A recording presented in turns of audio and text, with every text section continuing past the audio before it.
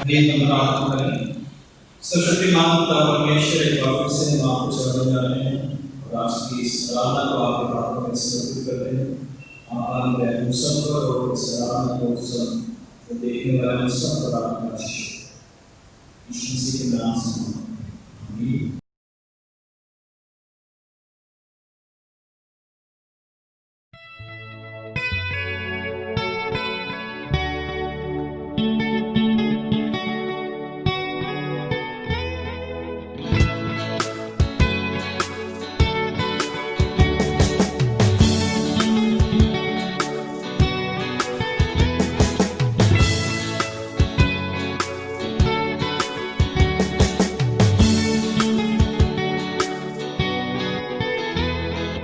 आओ हम यहोवा का धन्यवाद करें, अपने सारे हृदय से वंदना करें। आओ हम यहोवा का धन्यवाद करें, अपने सारे हृदय से वंदना करें। उसके पाठ को में स्तुति करें और ललकारें। उसके पाठ को में स्तुति करें और ललकारें।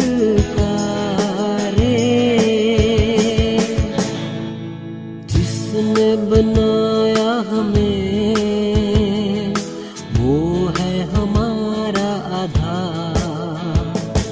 जिसने दी हमको सांस वो है हमारा उद्धार। जिसने बनाया हमें वो है हमारा आधार। जिसने दी हमको सांस वो है हमारा उद्धार। उसकी हो जय जय हो आराधना, वो है सबों का प्रधान। उसकी हो जय जय हो आराधना, वो है सबों का प्रधान। आओ हम यहोवा का धन्यवाद करें, अपने सारे हृदय से वंदना करें। आओ हम यहोवा का धन्यवाद करें, अपने सारे हृदय से वंदना करें।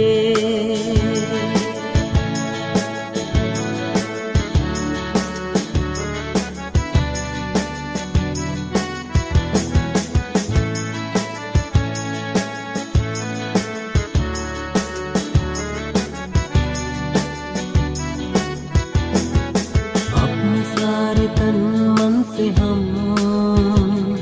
प्रभु की महिमा करें। वो है शिफा और नजात,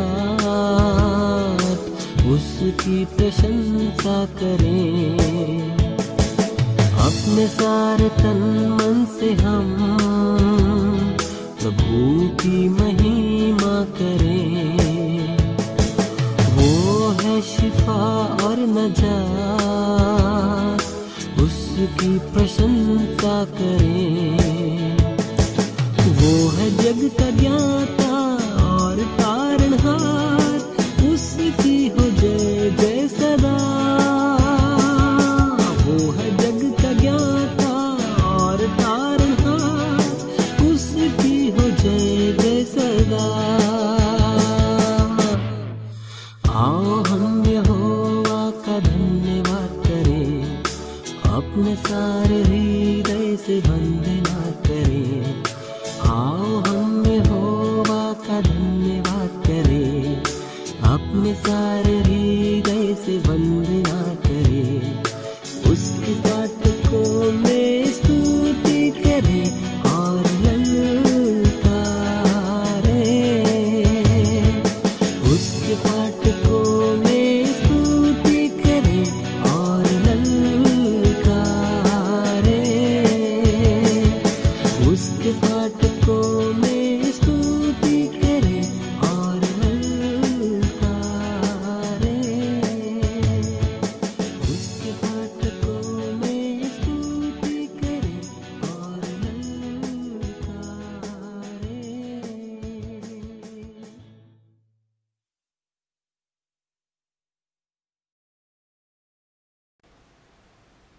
परमेश्वर की इस अनुग्रह, परमेश्वर का प्रेम, पवित्र आत्मा की सहभागिता आप सबके साथ हो और आपके साथ ही हो। सेक्शन नंबर 4 सभी साथ पढ़ेंगे। सर्वशक्तिमान परमेश्वर, आपके समूह सबके हृदय खुले हैं, आप सबकी अभिलाषाओं को जानते हैं और आपसे कोई भी भेद छिपा नहीं है। अपने पवित्र आत्मा की प्रेरणा से हमारे हृदय के विचार को शुद्ध कीजिए, ताकि हम आपसे पूर्ण रूप से प्रेम करें और योग्य तरीके से आपके पवित्र नाम की स्तुति करें। हमारे प्रभु यीशु के द्वारा आमीन। स्वर्ग में परमेश्वर की महिमा और पृथ्वी पर उसके लोगों को शांति। हे प्रभु परमेश्वर, स्वर्गीय राजा, सर्वशक्तिमान पिता परमेश्वर, हम आपकी आराधना करते, आपको धन्यवाद देते और आपकी महिमा के कारण आपकी स्तुति करते हैं। हे प्रभु यीशु क्रिस्त, परमेश्वर पिता के इकलौते पुत्र, हे प्रभु परमेश्वर, हे परमेश्वर के लिए आप जगत का पाप हटाना चाहते हैं, हम पर दया कीजिए। आप पिता की धन्य और विराजमान है, हमारी प्रार्थना स्वीकार कीजिए, क्योंकि केवल आप ही पवित्र है, आप ही प्रभु है, आप ही यीशु क्रिस्त पवित्र आत्मा के साथ परमेश्वर पिता की महिमा में परम उच्च है। आमीन। हे सर्वशक्तिमान परमेश्वर, केवल आप ही मानव हृदय की अनियंत्रित इच्छाओं को नियंत्रण कर सकते हैं। हम पर अनुग्रह कीजिए कि हम सब अशुद्ध विचारों और शब्दों को अपने से दूर करें और जैसे आप पवित्र हैं वैसे ही हमें पवित्र बनाइए, और जैसे आप सच्चे हैं वैसे ही हमें सच्चे बनाइए। हमारे प्रभु यीशु क्रिस्त के द्वारा, जो आपके और पवित्र आत्मा के साथ एक परमेश्वर हैं और अब तथा सदा सर्वदा जीवित और राज्य करते हैं। आमीन।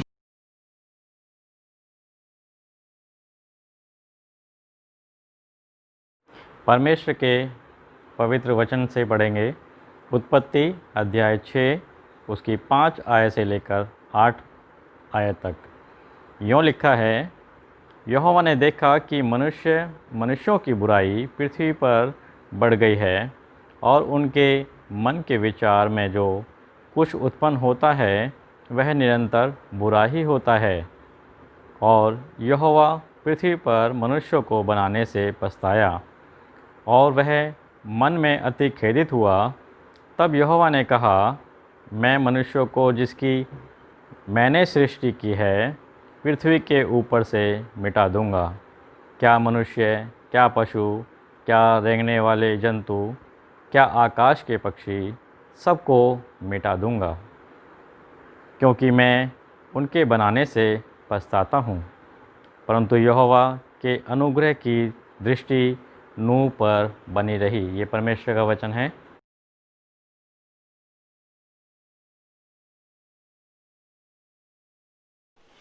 भजन संहिता 34 उसका 8 से 9, 11 से 14, साम्स 34 8 to 9, 11 to 14। परख कर देखो कि यहोवा कैसा भला है, क्या ही धन्य है वह पुरुष जो उसकी शरण लेता है। हे यहोवा के पवित्र लोगों, उसका भय मानो, क्योंकि उसके डरवैयों को किसी बात की घटी नहीं होती। 11 से 14। हे लड़कों, आओ मेरी सुनो, मैं तुमको यहोवा का भय मानना सिखाऊंगा। वह कौन मनुष्य है जो जीवन की इच्छा रखता और दीर्घायु चाहता है, ताकि भलाई देखे। अपनी जीभ को बुराई से रोक रख और अपने मुंह की चौकसी कर कि उससे छल की बात ना निकले। बुराई को छोड़ और भलाई कर, मेल को ढूंढ और उसी का पीछा कर। यह परमेश्वर का वचन है। परमेश्वर का धन्यवाद हो।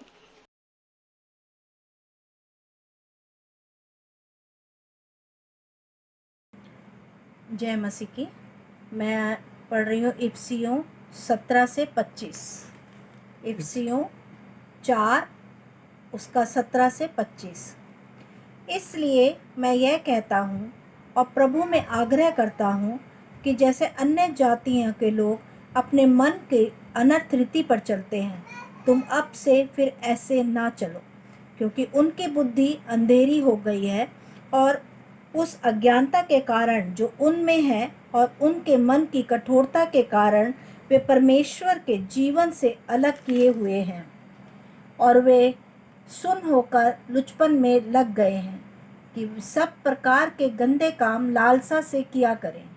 पर तुमने मसीह को ऐसी शिक्षा नहीं पाई, वरन तुमने सचमुच उसी की सुनी और जैसा यीशु में सत्य है उसी में सिखाए भी गए कि तुम पिछले चाल चलन के पुराने मनुष्य तत्व को जो भरमाने वाली अभिलाषाओं के अनुसार भ्रष्ट होता जाता है उतार डालो और अपने मन के आत्मिक स्वभाव में नए बनते जाओ और नए मनुष्य तत्व को पहन लो जो परमेश्वर के अनुग्रह सत्य को धार्मिकता और पवित्रता में सजा गया है। इस कारण झूठ बोलना छोड़कर हर एक अपने पड़ोसी से सच बोले क्योंकि हम आपस में एक दूसरे के अंग हैं। इसके पढ़े और सुने जाने पर परमेश्वर अपनी आशीष दे। धन्यवाद।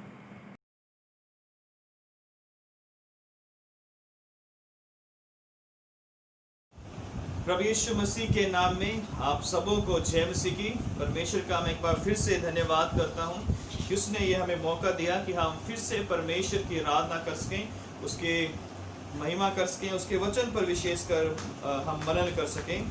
जैसा कि हम पिछले दिनों से मत्ती की इंजील उसका 5वां अध्याय और उसके कुछ आयतों पर मनन कर रहे थे, और आज जो हम परमेश्वर के वचन पर मनन करेंगे वो पाया जाता है मत्ती रचित सुसमाचार उसका 5वां अध्याय और उसके 27 आयत से 37 आयत तक। आज का जो दिन है वो 4th Sunday after Pentecost. The source of truth and purity is in our heart.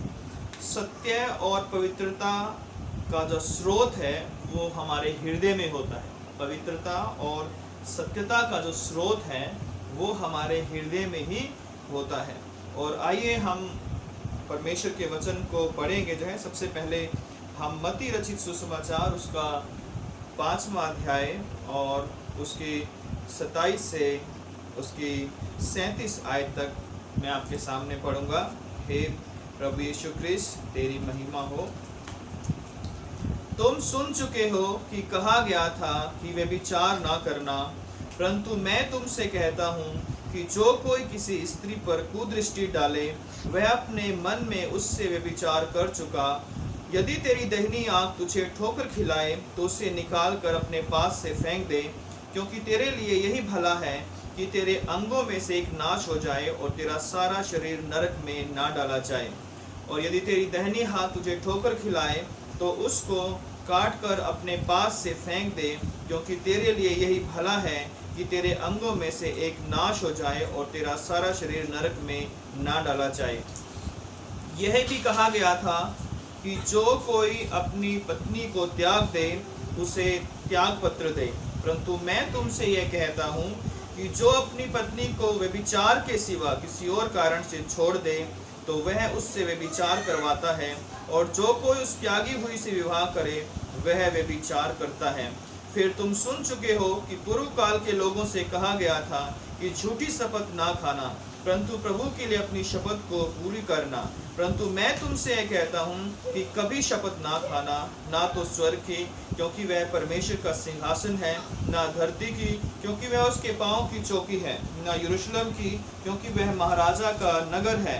अपने सिर की भी शपथ ना खाना, क्योंकि तू एक बाल को भी ना उजला ना काला कर सकता है, परंतु तुम्हारी बात हाँ की हाँ या ना की नहीं हो, क्योंकि जो कुछ से अधिक होता है वह बुराई से होता है। ये प्रभु यीशु ख्रिस्त का सुसमाचार है। हे प्रभु ख्रिस्त आपकी महिमा हो। जैसा कि हम पिछले संडे को हमने मनन किया था कि किस तरह से प्रभु यीशु मसीह ने मत्ती उसके 5वें अध्याय में भक्ति और क्रोध के बारे में प्रभु यीशु मसीह ने शिक्षा दी थी कि हमें जो अपने मन में क्रोध नहीं करना है और ना ही हमें अपने भाई को मूर्ख और निकम्मा कहकर पुकारना है। और आज हम यहाँ पर जो पुराने नियम की 10 आज्ञाओं में से एक आज्ञा है, 7वीं आज्ञा है, जिसमें लिखा है कि तू व्यभिचार ना करना। और उसी बात को प्रभु यीशु मसीह ने कहा कि तुम सुन चुके हो कि यह कहा गया था कि व्यभिचार ना करना, परंतु मैं तुमसे कहता हूँ कि किसी स्त्री पर कुदृष्टि जो किसी स्त्री पर कुदृष्टि डाले वह अपने मन में उससे व्यभिचार कर चुका है। तो यहाँ पर तीन चीज़ें हम यहाँ पर देखते हैं कि पहले हम 27 से 30 में देखते हैं कि यीशु मसीह व्यभिचार के बारे में शिक्षा देते हैं। दूसरी शिक्षा है तलाक के विषय में, और तीसरी जो शिक्षा है वो 33 आयत से 37 आयत तक कि हमें झूठी शपथ नहीं खानी है। तो आइए हम इन तीन बातों पर थोड़ी देर हम विचार करेंगे कि प्रभु यीशु मसीह इन विषयों के बारे में जो हमारे जीवन से जुड़े हुए हैं ना, इन सब विषयों के बारे में क्या कहते हैं।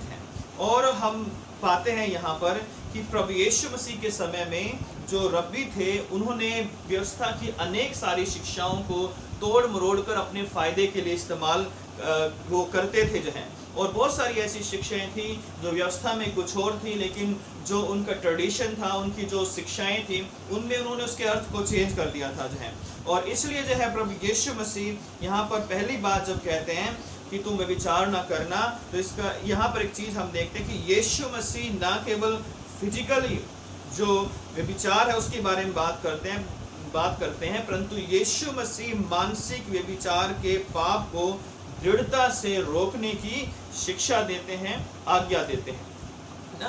तो यीशु मसीह मानसिक रीति से जो विचार है उसको रोकने के, उसके पाप को रोकने की दृढ़ता से शिक्षा देते हैं। वर्ष 27 में हमने पढ़ा कि तुम सुन चुके हो कि कहा गया था कि तुम विचार ना करना, परंतु मैं तुमसे यह कहता हूँ कि जो कोई स्त्री पर कुदृष्टि डाले वह अपने मन में उसे व्यभिचार कर चुका है। निर्गमन उसके 20वें अध्याय में 10 आज्ञाओं में और व्यवस्था विवरण 5वें अध्याय की 10 आज्ञाएं जहाँ पे लिखी हुई हैं, वहाँ पर 7वीं आज्ञा जो बताई गई है निर्गमन 20:14 में कि तू व्यभिचार ना करना। व्यवस्था के अधीन यह पाप था और यीशु मसीह ने भी इसे पाप ठहराया। रब्बियों की शिक्षा थी कि जब तक मैं फिजिकली जो है ये गलत काम ना करूं तब तक मैं पापी नहीं हूं। अगर मैं मन में कुछ सोच रहा हूं, बुरे विचार कर रहा हूं, तब तक मैं पापी नहीं, क्योंकि मैंने फिजिकली इस काम को नहीं किया है।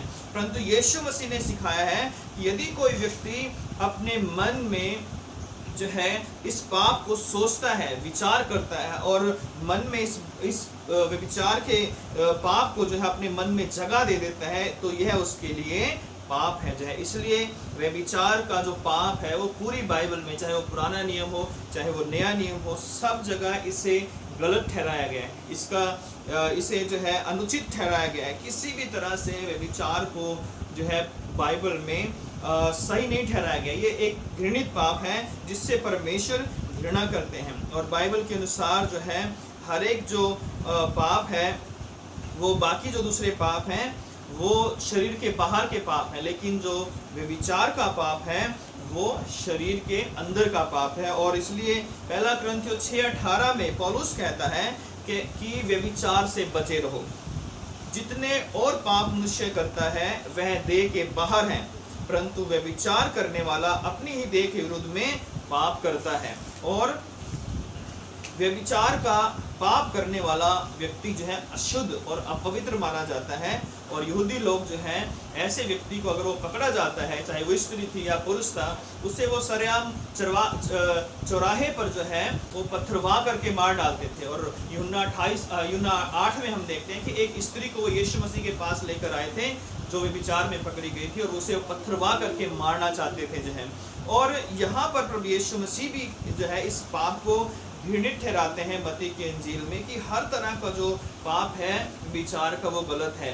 और ना केवल जो है इसको कार्य रूप में करना गलत है, बल्कि इसको अपने मन के अंदर सोचना भी जो है गलत है। और इसलिए जो है यीशु मसीह कहते हैं कि यदि हम अपने मन में, यदि कोई व्यक्ति जो है इसी स्त्री के बारे में अपने मन में भी बुरा विचार करता है और उसकी कामना करता है और उसकी आंखें जो उसके शरीर का लालच करती हैं, तो वो व्यक्ति जो है पाप में गिर चुका है, वो व्यक्ति पापी ठहराया गया है।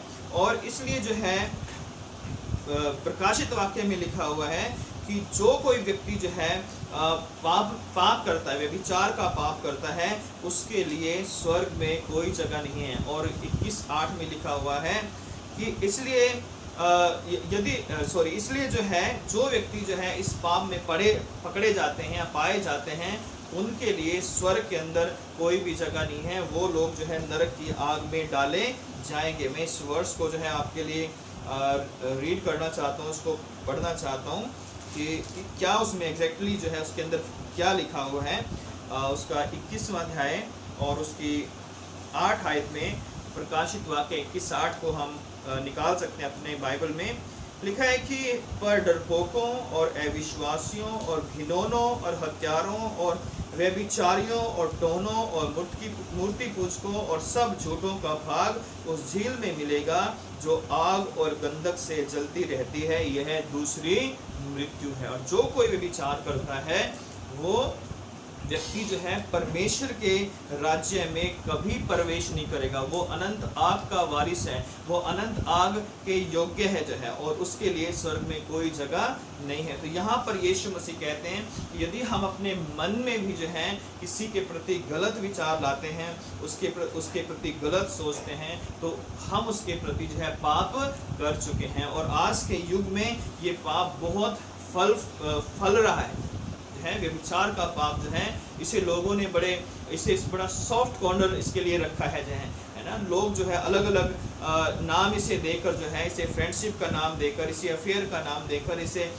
लिव इन रिलेशनशिप का नाम देकर जो है, और बिफोर मैरिज और आफ्टर मैरिज जो है बहुत सारे लोग जो हैं इस पाप में पड़े हुए हैं और इस पाप में पड़कर परमेश्वर से दूर हो रहे हैं। और इसी कारण परमेश्वर का दंड जो है उन सब लोगों पर है जो इस तरह के पाप में पड़े हुए, जो मन से अपने मन में जो है पाप को जगह देते हैं। और इसके लिए हम सबों को, यदि हमसे किसी भी तरह का ऐसा पाप हुआ है तो हमें परमेश्वर से पश्चाताप करने की आवश्यकता है। दूसरी बात यहाँ पर हम देखते हैं मत्ती उसका 5वां अध्याय और उसकी 31 से जो है 32 आयत में, यहाँ पर प्रभु यीशु मसीह तलाक के विषय में कहते हैं। यहाँ पर यीशु मसीह विवाह के बंधन की पवित्रता को बनाए रखने के लिए जो है शिक्षा देते हैं या आज्ञा देते हैं। विवाह की पवित्रता को बनाए रखने के लिए यीशु मसीह यहाँ पर हमें शिक्षा देते हैं। परमेश्वर ने विवाह को एक पवित्र बंधन बनाया, एक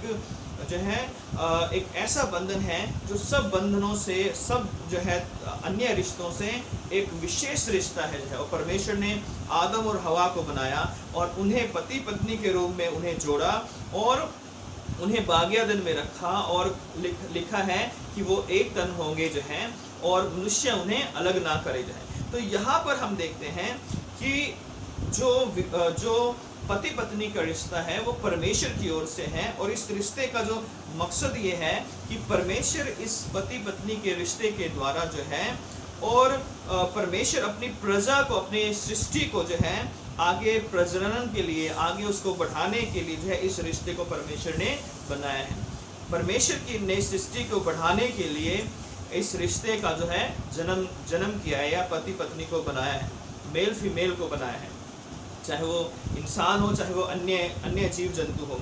आदम और हवा का विवाह जब पहली बार जब हुआ था, या पहला विवाह दुनिया के अंदर हुआ था, तब ये विवाह आने वाली सृष्टि के सारे विवाहों का एक नमूना था जो है, कि जिस तरह से आदम और हवा की लालसा एक दूसरे की तरफ थी, उसी तरह एक पति पत्नी की लालसा भी एक दूसरे के तरफ जो है हमेशा बनी रहेगी। और ये विवाह का नमूना होगा कि पति पत्नी एक दूसरे के प्रति वफादार बने रहें। तीसरी बात देखते हैं कि यीशु मसीह ने विवाह की स्थिरता को बढ़ावा दिया है। यीशु मसीह ने जब ये कहा कि तुम जो है सिर्फ जो है एक ही कारण से तुम तलाक ले सकते हो, तो यहाँ पर यीशु मसीह कहते हैं कि जो यहूदी लोग जो है छोटी छोटी बातों पर अपनी पत्नी को लिख कर दे देते थे, त्याग पत्र दे देते थे, और वो उस पत्नी को जब घर से निकाल देते थे, और उनका मकसद था कि वो अपने मन की इच्छा अनुसार दूसरी शादी करें, फिर उसको तलाक दे दें, फिर तीसरी शादी करें, फिर तीसरा तलाक दे दें। उनके पास एक राइट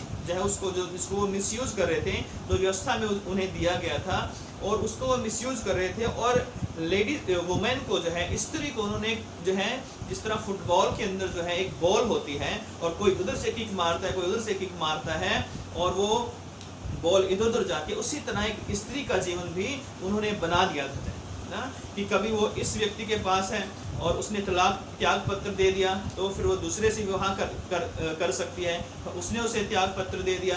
तो इस तरह से जो है वो जो स्त्री का जीवन था वो नरक बना देते थे, है ना। और आज भी जो है बहुत सारे ऐसे समाज में हम देखते हैं कि स्त्रियों को जो है छोटी छोटी बात पर तलाक दे दिया जाता है और उनका जीवन नरक बना दिया जाता है, उन्हें बुरे काम करने के लिए मजबूर कर दिया जाता है और मनुष्य अपने अभिलाषाओं को पूरा करने के लिए, अपनी शरीर की कामनाओं को पूरा करने के लिए, अपने शरीर की जो वासना है उसको पूरा करने के लिए स्त्रियों को मिसयूज करते थे और आज भी कर रहे हैं। और हमारे देश में कितना जो है व्यभिचार बढ़ता है, जब एक के बाद एक रेप होते हैं, एक के बाद अपहरण होते हैं और छोटे बच्चे क्या, बड़े क्या, बुजुर्ग क्या, जो है किसी को भी बख्शा नहीं जाता। तो इस बात को दर्शाता है कि ये व्यभिचार का जो पाप है, ये जो पति पत्नी के रिश्ते के बाहर जो है संबंध हैं, ये कितने घातक हैं, कितने खतरनाक हैं और कितने लोगों के जीवन को बर्बाद करते हैं। इसलिए यीशु मसीह यहाँ पर विवाह की पवित्रता के ऊपर जोर देते हैं। वो कहते हैं कि विवाह का जो रिश्ता है वो बार बार तलाक देकर दोबारा से शादी करने का रिश्ता नहीं है कि जो है हम बार बार तलाक देते रहें और एक के बाद एक शादी करते रहें, बल्कि मलाकी में लिखा है कि परमेश्वर ने तुम्हारे लिए एक ही साथी चुना है, एक ही आत्मा तुम्हारे लिए चुनी गई है और वो जीवन भर तुम्हारे साथ जो है जुड़ी रहने के लिए है। और सिर्फ एक ही कारण जो है इसके लिए है, त्याग पत्र के लिए। और यीशु मसीह ने सिर्फ एक कारण बताया कि त्याग पत्र, एक ही कारण बताया है व्यभिचार कि वो है व्यभिचार, है ना। अगर कोई व्यभिचार करता है, कोई पति या पत्नी जो अपने पति को छोड़कर किसी दूसरे के साथ गलत रिलेशन में है, इस कारण से तलाक दिया जा सकता है according to the Bible, according to the Jesus Christ. But अन्य कोई भी कारण जो है कि सब्जी में नमक कम है या ज़्यादा है ना, उसको कपड़े अच्छे से पहनने नहीं आते, या इसने मेरी बात नहीं सुनी या मेरी आज्ञा को नहीं माना, तो बहुत सारे कारणों से जो बेतुके कारण हैं आज भी तलाक होते हैं और तब भी होते थे। जो ऐसे तलाकों को रोकने के लिए यीशु मसीह कहते हैं कि बाकी कोई कारण नहीं, सिर्फ एक ही कारण है, बाकी अन्य किसी भी कारण से व्यक्ति जो अपने पति या अपनी पत्नी को नहीं छोड़ सकता। यीशु मसीह के समय में लोग जो हैं वो इस प्रैक्टिस को जो है फॉलो कर रहे थे और बहुत सारी शादियां करना उनके लिए एक फैशन बन गया था और वो लोग जो है स्त्री का जो है पूरी तरह से शोषण करते थे और उसे अंत में जो है उसे पथरवा होने के लिए या उसे मरने के लिए छोड़ देते थे। ऐसी कुप्रथा को रोकने के लिए प्रभु यीशु मसीह ने कहा कि जो तलाक है ये परमेश्वर की इच्छा नहीं थी, जो है ये आराम से परमेश्वर की योजना में नहीं था, ये तो मनुष्य के कठोर मन के कारण, उसके बुरी लालसाओं के कारण, उसकी मन की अभिलाषाओं के कारण जो है ये पाप, जो त्याग पत्र देने का या तलाक देने का जो कार्य शुरू हुआ है, ये उनकी मन की कठोरता के कारण हुआ। 19वें अध्याय में मत्ती में पढ़ते हैं तो यीशु मसीह ने साफ कहा था कि ये जब लोगों ने पूछा था कि क्या त्याग पत्र देना उचित है, तब यीशु मसीह ने यही बताया था कि ये आरंभ से ऐसा नहीं था, ये केवल जो है मनुष्य की कठोरता के कारण जो है ये आज्ञा उन्हें दी गई थी। तीसरी बात यहाँ पर हम देखते हैं जो यीशु मसीह हमें सिखाते हैं कि जिसके द्वारा हम अपने मन को, अपने विचारों को, अपने हृदय को शुद्ध कर सकते हैं। वो तीसरी बात शिक्षा वो है, ये है कि यीशु मसीह झूठी शपथ खाने के पाप को रोकने के लिए हमें आज्ञा देते हैं। यीशु मसीह झूठी शपथ खाने के पाप को जो है हमें रोकने की आज्ञा देते हैं। व्यवस्था में हर प्रकार के जो शपथ थी या मन्नत थी उसे गलत माना नहीं जाता था। बहुत सारे ऐसे कारण थे, ऐसी चीज़ें थी जिन पर शपथ खाकर जो है उसे सही या गलत ठहराया जाता था। लेकिन जो है शपथ जो है वो किसी विशेष परिस्थितियों में ही खाई जाती थी। इसके लिए आप निर्गमन उसका 22वां अध्याय 10 से 13 पढ़ सकते हैं, गिनती उसका 5वां अध्याय 16 से 22 को पढ़ सकते हैं। कुछ विशेष परिस्थितियां होती थी जहां पर लोग शपथ खाकर अपने आप को प्रूव करते थे कि हाँ ये गलत काम मैंने नहीं किया है।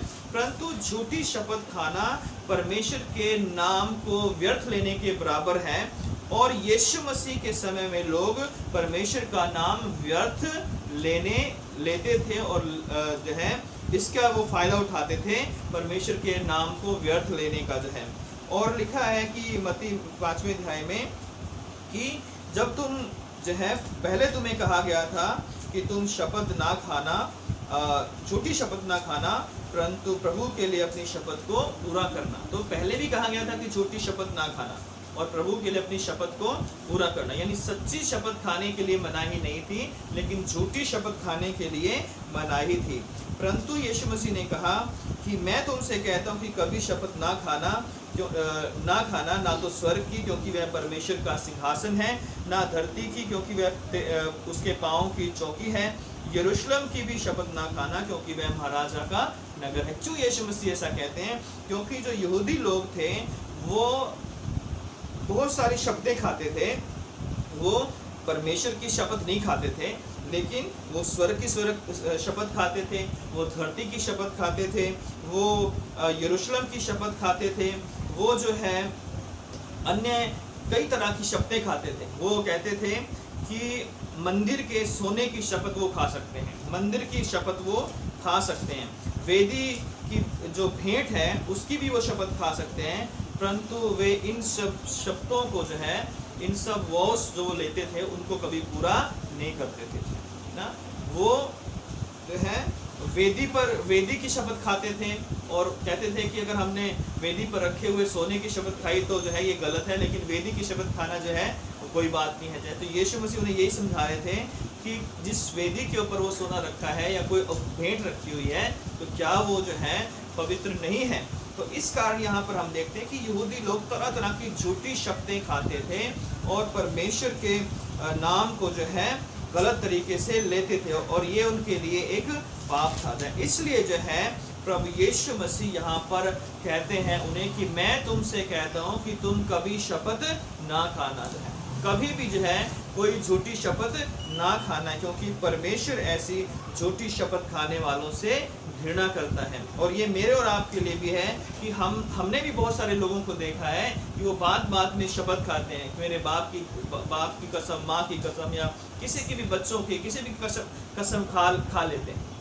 कसम खाने का कारण क्या है कि हमें ये विश्वास है कि लोग ऐसे हमारी बात पर जो है भरोसा नहीं करते, इसलिए हमें शपथ खाकर उन्हें यकीन दिलाना होगा। और इसलिए हम झूठ को भी जो है कसम खिलाकर जो है लोगों को सच साबित करने का प्रयत्न करते हैं, या शपथ खिलाकर जो है उन्हें अपने आप को सही उनके सामने ठहराने का यत्न करते हैं। लेकिन ये परमेश्वर की दृष्टि में ये पूरी तरह से गलत है। परमेश्वर ऐसे पाप को जो है क्षमा नहीं करता है जो जानबूझकर कोई पाप किया जाता है। तो इसलिए जो है आज प्रभु यीशु मसीह इस पहाड़ी उपदेश के अंदर हमें 3 बातें हमें बताते हैं। पहली बात हमने देखी कि यीशु मसीह कहते हैं कि हमें हर तरह के मानसिक व्यभिचार से हमें अपने आप को बचाना है। दूसरी बात, हर तरह के तलाक से जो है, जो कि जो है छोटी छोटी बातों पर जो है बेवजह के जो तलाक है उनसे हमें अपने आप को बचाना है, क्योंकि परमेश्वर ने पति पत्नी के रिश्ते को जो है एक पवित्र रिश्ता बनाया है। तीसरी बात जो है कि यीशु मसीह चाहते हैं कि हम कभी भी झूठी शपथ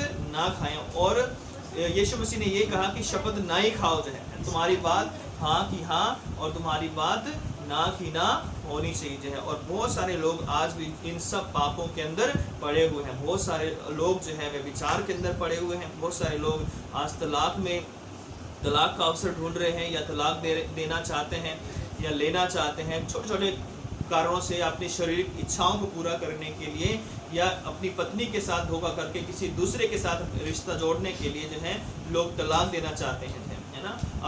अपने पति को छोड़कर, अपनी पत्नी को छोड़कर दूसरों के अंदर जो है जब लोग इंटरेस्ट लेते हैं तो ये बातें तलाक तक जाती हैं, और परमेश्वर इसको घृणित कहते हैं कि ये जो है तलाक का पाप, अगर हम व्यभिचार के कारण किसी जो है व्यभिचार के कारण जो अपनी लालसाओं के कारण हम अपनी पत्नी को या पति को छोड़ते हैं, तो ये भी हमारे लिए जो है पाप है कि हम जो है अपनी शारीरिक अभिलाषाओं को, इच्छाओं को पूरा करने के लिए अपनी पत्नी को धोखा या अपने पति को धोखा दे रहे हैं। इसलिए जो है परमेश्वर चाहता है कि हम पवित्र बने, और पवित्रता के लिए हमें सबसे पहले अपने मन को शुद्ध करना, अपने मन को पवित्र करना है। यदि हमारा मन शुद्ध होगा, यदि हमारे मन से हम सारे बुराइयों को, पापों को निकालेंगे, तभी हम जो है परमेश्वर के सामने खड़े रह सकते हैं, है ना। सिर्फ ये नहीं कि हम अगर फिजिकल कोई गलत काम करते तभी हम पापी हैं, बल्कि अब जब हम अपने मन में किसी गलत काम के लिए अपने विचार कर लेते हैं, उसको सोचते हैं और उस पर कार्य करते हैं, मनन करते हैं, और आँखों से जो है उस कार्य को अंजाम देते हैं, तो ये काम जो है हमारे लिए है दंड लेकर आएगा, और जो है परमेश्वर के राज्य में ऐसे लोगों को कोई जगह नहीं मिलेगी। तो परमेश्वर जो है आप सबों को इन वचनों के द्वारा बहुत आशीष और बरकत दें, अपना अनुग्रह दें कि हम सब परमेश्वर के वचनों को मान सकें। परमेश्वर के राज्य में अगर हमें दाखिल होना है तो हमें अपने मन को पवित्र करना जरूरी है, क्योंकि मत्ती 15 में लिखा हुआ है कि सारी जो बुराइयों की जड़ है हमारा मन है। इसमें से अच्छा भी निकल सकता है और बुरा भी निकल सकता है, लेकिन ये हमारे ऊपर डिपेंड है कि हम क्या जो है इसमें से निकालते हैं। क्या हम इसके अंदर अपने मन में से पाप निकालते हैं, बुराइयां निकालते हैं, या हम अपने मन से जो है परमेश्वर की आराधना करते हैं, अपने मन से उसके वचन को हम बोलते हैं, अपने मन से जो है उसकी वर्शिप करते हैं और अपने मन में उसे जगा देते हैं। तो परमेश्वर इन वचनों के द्वारा आप सबों को आशीष दें, अपना अनुग्रह दें, अपने दया जो है परमेश्वर आप सब पर बनाए रखें। आइए जो है हम अपने सरों को झुकाएंगे और प्रार्थना करेंगे, और विशेषकर हम प्रार्थना करेंगे जो लोग भी कोरोना अफेक्टेड लोग हैं, जो हैं जो लोग भी इस बीमारी से हॉस्पिटल में हैं या घरों में हैं, जो हम उन सब के लिए प्रार्थना करेंगे। प्यारे खुदावंद यीशु मसीह, हम आपका धन्यवाद देते हैं इस वचन के लिए। उन्हें दे हम इस वचन को केवल सुनने वाले ही नहीं बल्कि इस वचन पर चलने वाले भी हों। पिता, हर एक पाप से, व्यभिचार के पाप से, तलाक के पाप से, झूठी शपथ के पाप से आप हमारी रक्षा करें मेरे पिता। और जिन लोगों ने इस वचन को सुना है, ये वचन उनके जीवन में 100 गुना फल लेकर आए मेरे पिता। प्यारे खुदावंद यीशु मसीह, हम प्रार्थना करते हैं जो लोग भी कोरोना से पीड़ित हैं पिता, उन सब पर दया कर मेरे पिता, उन्हें छू कर चंगा कर मेरे पिता। यदि हमारे मसीह भाई बहन कोई भी बीमार है, यीशु मसीह आपका पवित्र आत्मा उन्हें इसी वक्त टच करे और उन्हें छू और चंगाई दे मेरे पिता। अन्य भी जो लोग पिता बीमार हैं, उन सब पर तेरी आशीष चाहते हैं, अपने देश पर, अपने शहर पर, अपने गांव पर, अपने हर एक जगह पर जहां लोग इस बीमारी से दुखी पीड़ित हैं, सब पर दया कर मेरे पिता। प्यारे खुदा, हमारे भारत देश पर आप दया का हाथ बनाए रखे मेरे पिता परमेश्वर। प्यारे खुदा, आपने हमारी प्रार्थना को सुन लिया है, हम आपका धन्यवाद करते हैं। जो वचन बोए गए हैं वो 100 गुना फल लेकर आए। यीशु मसीह के नाम से इस प्रार्थना को मांगते हैं, आमीन। आप सबों को जय मसीह की।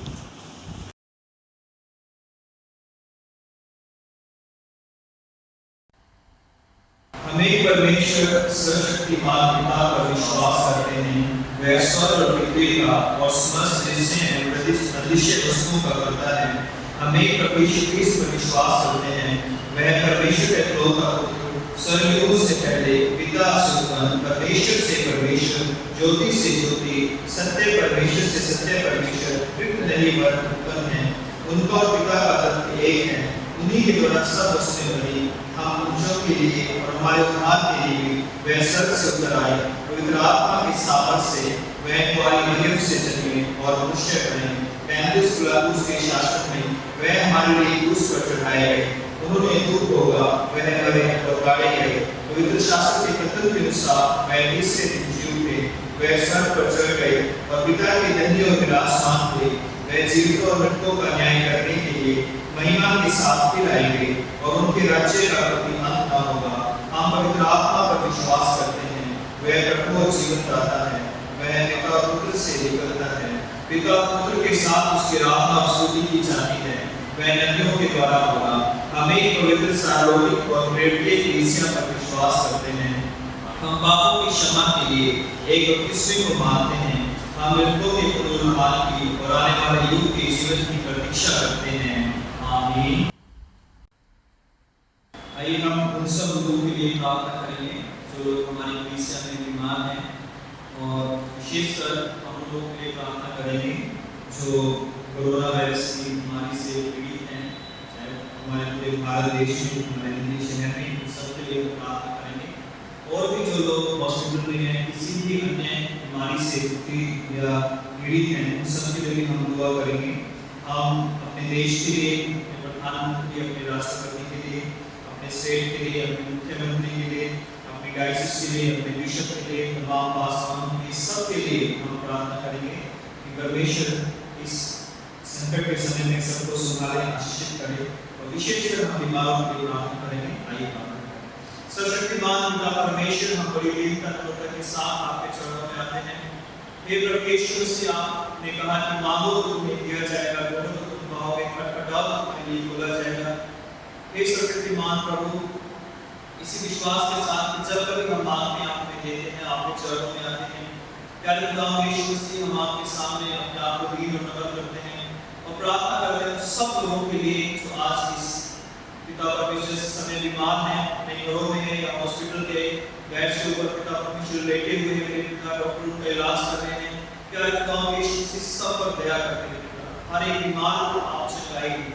और खासकर हम प्रार्थना करते हैं मेरे पिता परमेश्वर उन लोगों के लिए, मेरे पिता परमेश्वर जो कोरोना से पीड़ित हैं, उनको छू और चंगाई मेरे पिता परमेश्वर। हे प्रभु, आप ही हैं जो इस बीमारी से बचा सकते हैं मेरे पिता, और हम प्रार्थना करते हैं इस बीमारी को आप जल्द से जल्द खत्म करें मेरे पिता, जल्द से जल्द इसका ट्रीटमेंट मिल सके, इसका इलाज मिल सके, और ये बीमारी पूरे दुनिया से और भारत से मेरे पिता बहुत जल्द खत्म हो सके मेरे पिता परमेश्वर।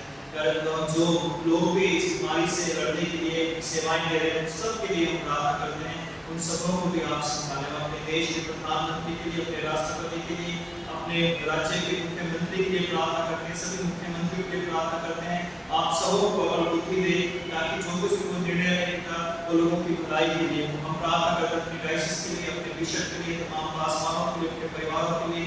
पिता परमेश्वर, सब पर आपकी आशीष हो, आपका अनुग्रह हो मेरे पिता परमेश्वर।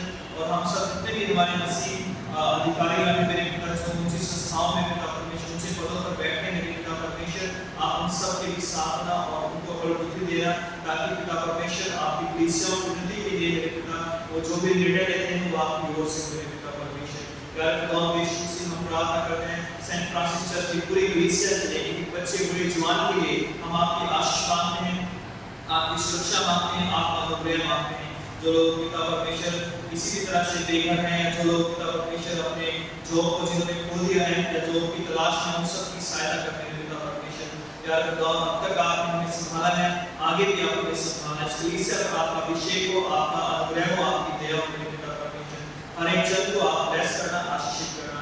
उन लोगों के लिए विशेष प्रार्थना करते हैं जिनके इस वीक में जन्मदिन है या जिनके पिता परमेश्वर प्यारे खुदावंद वेडिंग एनिवर्सरी है या अन्य कोई भी important days of their life, मेरे पिता उन सब के लिए प्रे करते हैं मेरे पिता, आप उन सबको ब्लेस करें, आशीषित करें मेरे पिता परमेश्वर। धन्यवाद करते हैं आपने हमारी प्रार्थना को सुना है। सब लोगों को जो इस वचन को सुनते हैं, इस प्रार्थना को देख रहे हैं पिता, उन सबको अपनी पवित्र आत्मा के द्वारा आप ब्लेस करें, जो बीमार हैं चंगा करें। धन्यवाद के साथ यीशु मसीह के नाम से इस प्रार्थना को मांगते हैं, आमीन। आइए पापा की प्रार्थना में जाइए। प्रिय भाइयों और बहनों, हमारे प्रभु यीशु मसीह कहते हैं हमारा प्रभु परमेश्वर ही एकमात्र प्रभु है, तो प्रभु अपने परमेश्वर को अपने संपूर्ण हृदय, संपूर्ण प्राण, संपूर्ण बुद्धि और संपूर्ण शक्ति से देखकर यह पहली आज्ञा है। दूसरी यह है अपने पड़ोसी को अपने समान प्रेम कर, इनसे बड़ी और कोई आज्ञा नहीं है। परमेश्वर संसार से ऐसा प्रेम किया कि उसने अपने इकलौता पुत्र यीशु मसीह दे दिया कि वह हमें पापों से बचाए, स्वर्ग में हमारे लिए घर करे और हमें शाश्वत जीवन में पहुंचाए। इसलिए हम श्रद्धा और विश्वास के साथ अपने पापों को स्वीकार करें। हम परमेश्वर की कृपा से उसकी आज्ञाओं का पालन करने का और सब लोगों के साथ मेल का और प्रेम से रहने का पक्का संकल्प करें। हे सर्वशक्ति परमेश्वर, हमारे स्वर्गीय पिता, हमने मन वचन और कर्म से आपके विरुद्ध पाप किया है। हमने अपनी अज्ञानता और दुर्बलता के कारण और जानबूझकर भी बुराई की है और भलाई करने में सफल रहे हैं। इन सब पापों के लिए दुखी हैं और अंतर्गत से पश्चाताप करते हैं। आपके पुत्र यीशु मसीह से हमारे लिए प्राण दिए, उन्हीं के कारण जो पाप किए हैं उनको क्षमा कीजिए और यह कर दीजिए विष्णु नया जन्म पाकर सदा आपकी सेवा करें, ताकि आपके पवित्र नाम की महिमा हो। आमीन। सर्वशक्तिमान परमेश्वर सबको क्षमा करता है, जो एक दूसरे को क्षमा कर सच्चा पश्चाताप करते हैं। वह आप सब पर दया करे, आप सब के पापों को क्षमा करे और उनसे आपको छुटकारा दे। सब भले कामों में आपको स्थिर और सबल करे और शाश्वत जीवन में बनाए रखे, हमारे प्रभु यीशु मसीह के द्वारा। आमीन। परमेश्वर का धन्यवाद हो। हम सब मिलकर मसीह की देह हैं। हम सब ने एक आत्मा के द्वारा एक देह बपतिस्मा लिया है। हम ऐसे कार्यों में संलग्न रहें जिनसे शांति मिलकर एक दूसरे का निर्माण होता है। प्रभु की शांति सदा आपके साथ रहे और आपके साथ।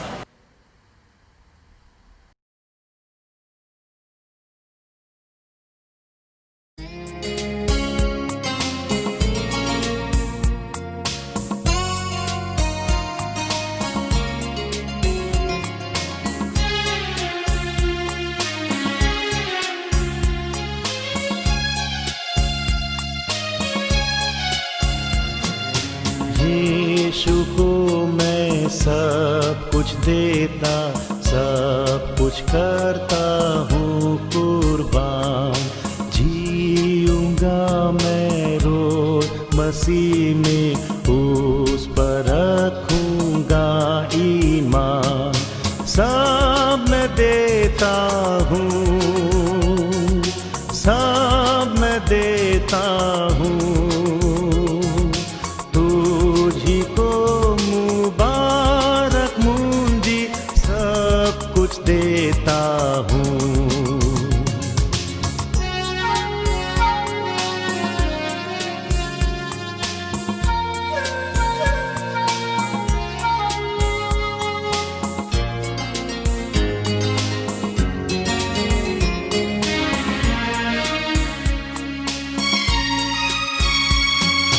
यीशु को मैं सब कुछ देता, झुक कर तेरे कदमों पर।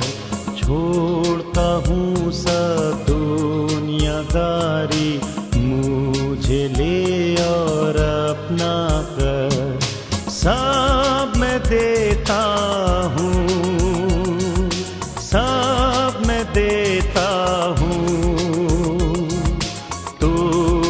को मुबारक मुंजी, सब कुछ देता हूँ।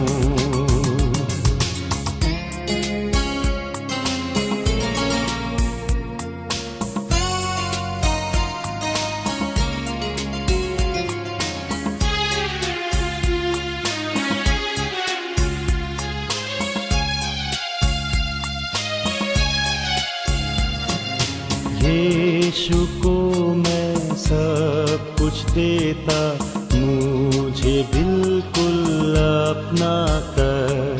मुझे कर कबूल खुदावन के मैं तेरा सरासर। सब मैं देता हूँ, सब मैं देता हूँ, तुझी को मुबारक मुंजी, सब कुछ देता हूँ।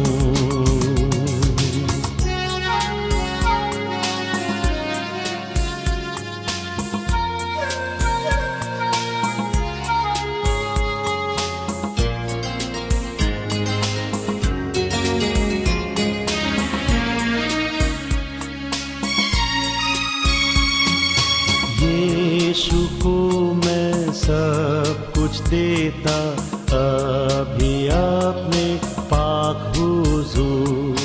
दे तू मुझे प्यारो कुव्वत, बरकतों से कर मामूर। सब मैं देता हूँ, सब मैं देता हूँ,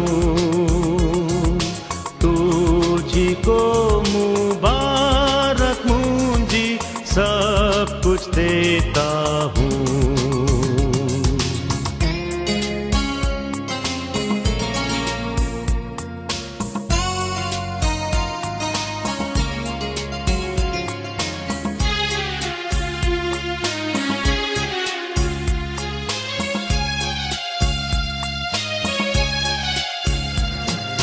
यीशु को मैं सब कुछ देता, रूह की आग दिल में है।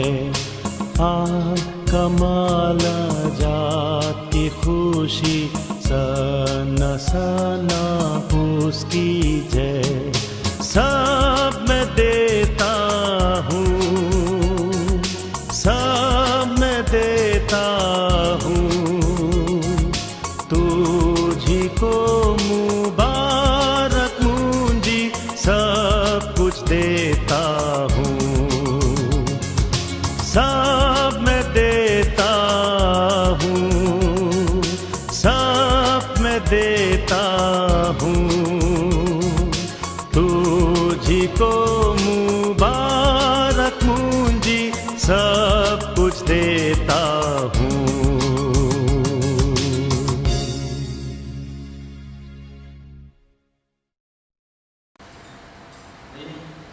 इस ओपनिंग के लिए प्रार्थना करेंगे।